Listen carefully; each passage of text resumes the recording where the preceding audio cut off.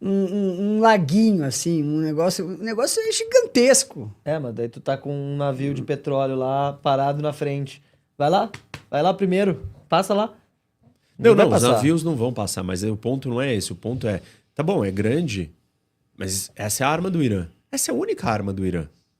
O Irã descobriu, ele ameaçava que ele tinha uma arma. Ninguém sabia se essa arma funcionaria. E a arma funcionou. Pô, mas então os americanos têm que estar preparados. A minha o Trump análise... disse ontem, dane-se o petróleo e Isso, tá bom. que suba então vamos ver quem é que é mais macho. Porque assim, se essa é a única coisa que o Irã tem, esse Trump também, ele é um cara de all-in, né? Ele vai pra all-in. Eu não diria isso. Quando veio o tarifaço e os mercados começaram a despencar e os títulos da dívida americana começaram a despencar, não só os mercados financeiros, foi a hora que o Trump saiu. Opa! Tarifaço congelado por 90 dias, vamos negociar com cada país em isolado. Por quê? Scott Bessent, diz os bastidores, Scott Bessent entrou numa sala com o Trump e falou, só saio daqui quando eu fizer ele recuar, porque o dólar está correndo risco. Jamie Dimon, CEO do JP Morgan, ligou para o Trump e falou, se você continuar, acabou o dólar. Então, aí o Trump recuou. Qual outro único exemplo que a gente tem de recuo do Trump? A história da Groenlândia no começo do ano.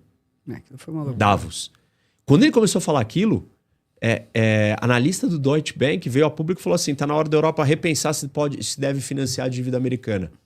Os europeus têm 12 tri em ativos americanos entre dívida e equity.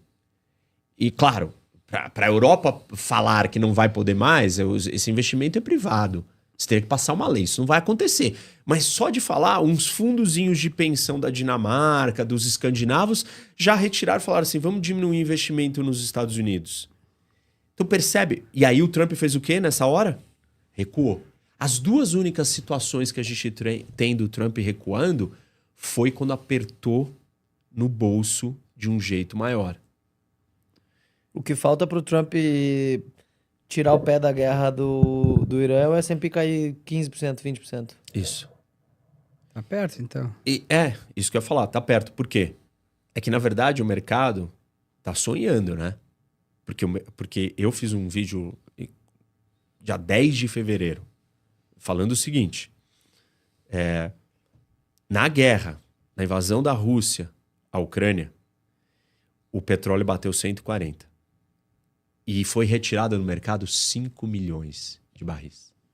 Agora está retirado 20 milhões, 18 milhões. 20 que passa por dia no Estreito, É isso. né? Ou seja, esse cenário do fechamento do Estreito era um cenário catastrófico se ele acontecesse. E as previsões, e olhando para a história, isso daí é barril a 150. Por que não foi a 150 ainda? Porque o mercado está contando que vai ser curta. Não, são alguns dias. Aí o Trump, quando começou, ele falou em 5 semanas, né? 5 semanas, você me diz aí o estrago que isso vai ter. Faltam 3. Mais 3 semanas? Faltam 3. Então, mais 3. Então, tô te perguntando, mais 3 semanas, quanto que isso vai estragar? Aí o petróleo vai chegar em 150, se for mais 3 semanas. Porque vai começar a ter um efeito já direto, já tem um lugar que não tem o abastecimento.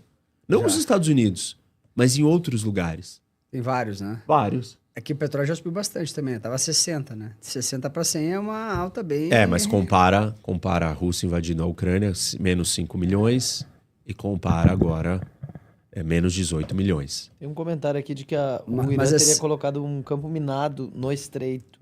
Então, Minas... se ele colocar as minas, aí esse negócio não é um problema que acaba com a guerra em 5 semanas. É um problema que vai perdurar mais, porque os Estados Unidos vai ter que limpar e retirar as minas. E essa operação não é uma operação de 2 dias. É uma operação de semanas, meses, para você limpar todas as minas. O Irã não conseguiu colocar, não minou ainda. Essa é a próxima cartada da escalada desse jogo. De nervos e de resistência. Quem aguenta mais?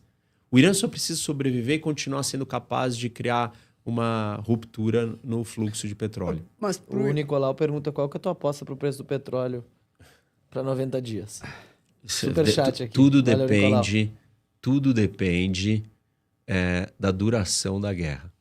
E a duração da guerra depende de quem desiste primeiro.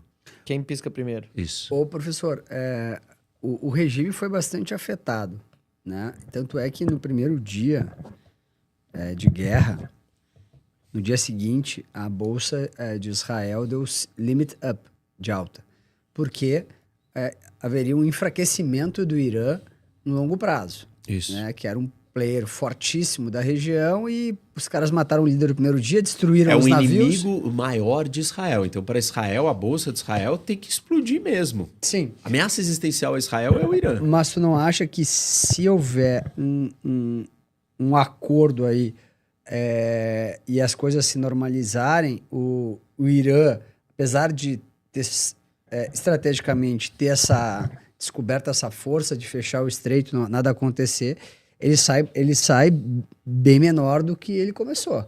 Porque ele sai sem navios, sem aviões, sem nada. Eles estão lá de novo, vão ter que reconstruir tudo e isso vai demorar bastante tempo. Não te parece isso, na tua opinião? Por um lado, você está certo. Ele sai mais fraco, ele não tem mais marinha, ele não tem mais avião. Mas os aviões iranianos nunca fizeram nada. A marinha iraniana também não é a grande causadora da coisa. A guerra moderna, ela é sobre drones e mísseis. Quanto mais barato e mais você conseguir produzir, para você se defender e criar um escudo, é uma tecnologia carérrima que Israel desenvolveu junto com os Estados Unidos no Iron Dome e o mundo inteiro precisa dessa tecnologia. A Coreia do Sul precisa disso, o Japão, a Taiwan, a Europa, a Ucrânia, todo mundo precisa disso. E só quem produz são os americanos, numa quantidade pequena. Ou os Estados Unidos vão lá, aí o mundo inteiro abraça a Ucrânia e fala, pelo amor de Deus, Ucrânia, qual que é a solução? Mas tu acha que a Ucrânia está aguentando tanto por causa dos drones? Claro. Ela é capaz, ela conseguiu criar meios de lidar. Eu fui pra guerra, eu fui pro front na Ucrânia. Tem um documentário de 3 episódios no meu canal, no YouTube, contando, entrevisto vários soldados brasileiros que estão lutando na guerra e tal. E assim, é uma guerra de drone. E é uma guerra moderna. E a Ucrânia... Morreu 1 milhão de pessoas já, então não é moderno. As pessoas continuam morrendo de Não, milhares. moderna com o ferramental da guerra. Ferramental. Vai continuar morrendo. Guerra é guerra. A não ser a hora que a gente começar a botar robô ali para lutar no lugar de pessoas. Mas aí, a hora que os robôs começarem a invadir as cidades, os robôs vão começar a matar as pessoas. A gente não está muito longe desse cenário. Acho que tá perto. Isso, bem perto. Mas o fato é, se está certo que destruiu essas coisas e são importantes? São. Mas o Irã está vendo que ele não precisa dessas coisas para causar um estrago gigante. Ele precisa de um monte de drone barato. Ele só precisa lançar esses drones não contra Israel, porque contra Israel ele já não tem mais efeito, porque a distância é muito longa. Então o drone sai, ele demora horas viajando, Israel vai detectando no radar e até abate todos os drones até chegarem lá. Os mísseis balísticos que atacam Israel, sim, são um problema. Mas Israel e os Estados Unidos estão destruindo os lançadores.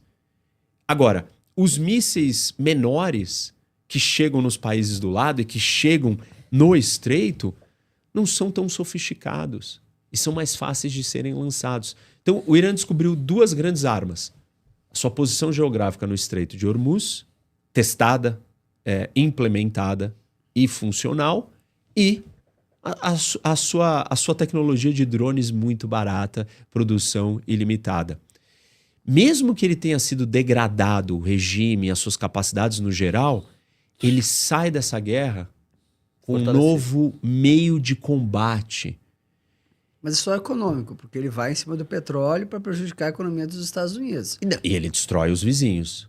Ele destrói fisicamente. Mas em um determinado momento... O turismo, o prédio, a companhia aérea, o aeroporto, ele está destruindo todos eles. Isso é grave para eles, para esses países, entendeu? Mas essa guerra do Irã, ela tem prazo de validade. Em que sentido? Assim, o Irã vai ficar limitando a oferta global de petróleo até que um momento vai todo mundo virar contra o Irã e falar, chega, né? A China, a Rússia não vai falar contra. A Rússia não vai falar chega. Ela vai falar, por favor, continue. Por favor.